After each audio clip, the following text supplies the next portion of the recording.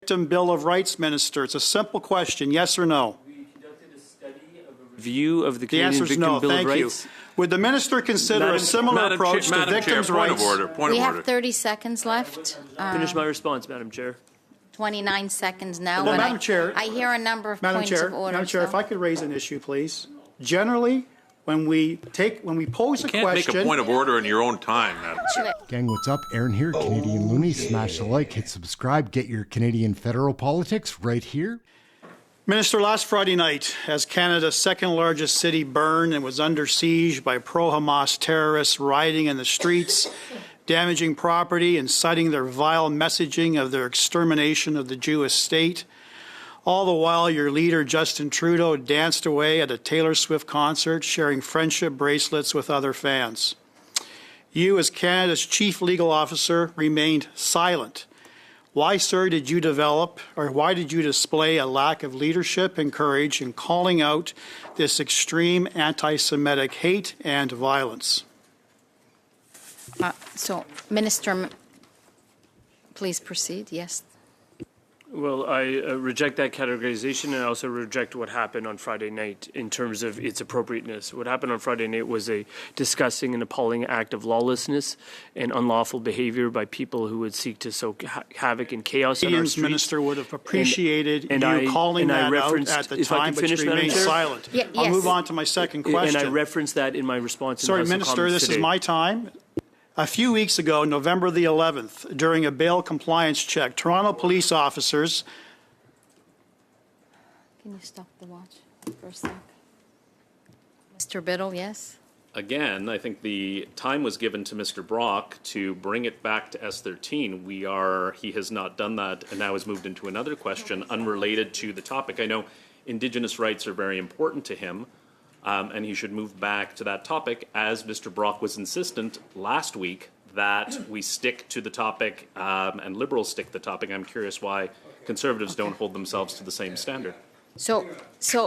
I mean, relevancy is very much as the base of the issue. So I'm going to have Mr. Brock now. We will start the watch again. Mr. Brock, be careful. I'll get to relevancy. Okay, thank you. Please go ahead.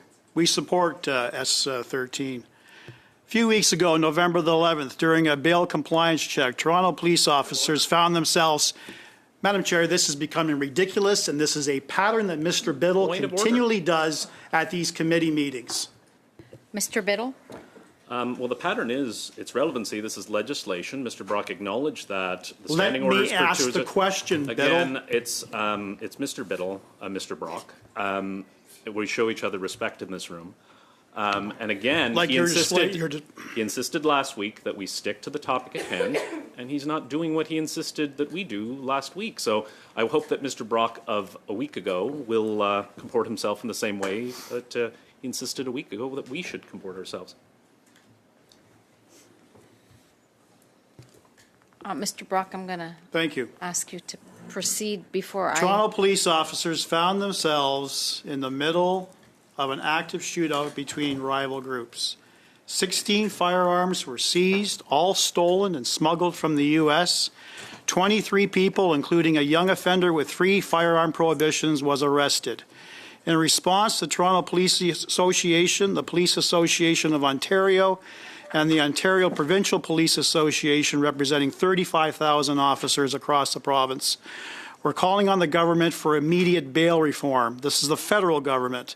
Their calls to action included tough-on-crime measures that ensure repeat violent offenders are kept in custody, imposing stricter penalties for bail violations, and shifting resources away from ineffective gun bans to focus on combating illegal firearm smuggling. Point of order, Madam Chair. Yes. This isn't the first time. Member of Parliament Maloney.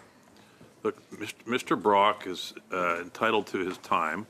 There's 2 points. One, he understands the importance of being allowed to ask his questions, a point he's made now more than once. But it's also important that he allows the minister the opportunity to answer the question, which he didn't do on his first question. And now he's asked 2 questions that have absolutely nothing to do with the topic we're here to discuss. So I think it is incumbent on you, Madam Chair, to get Mr. Brock to stay within the realm of relevance. I know that Mr. Brock thinks relevance is subjective, but it's not. it's objective, and it's for you to determine whether his questions are appropriate or not. And both of these questions are inappropriate and then far outside the scope of what we're here today for. It would be very helpful if Mr. Maloney allowed me to actually ask the question, which he interrupted halfway through. Madam Chair? So, Mr. Brock, you've got 3 minutes. We've stopped the By my clock, by the count, way, I've got- each and every I still time. have A 4 point of minutes. order. No, 3 minutes and 29. And we've stopped it every time, but I'm gonna take a minute break, so just give me a break for a minute. Just a reminder, gang, smash the like, hit subscribe. We work really hard at this stuff. Let's get back to the video. Time to start it? Yes, please. This isn't the first time the TPA has raised alarms, Minister. In the House today, you proudly stated we delivered bail reform. According to premiers of provinces and territories and presidents of police associations across this country, they unanimously claim that Bill C-48 is an abject failure. Instead of blaming provincially appointed judges and justices of the peace, when will you finally toughen up our bail regime to keep our communities safe? Okay, I'm going to allow the minister to please respond to that, and if you wish to bring it back to what we're studying.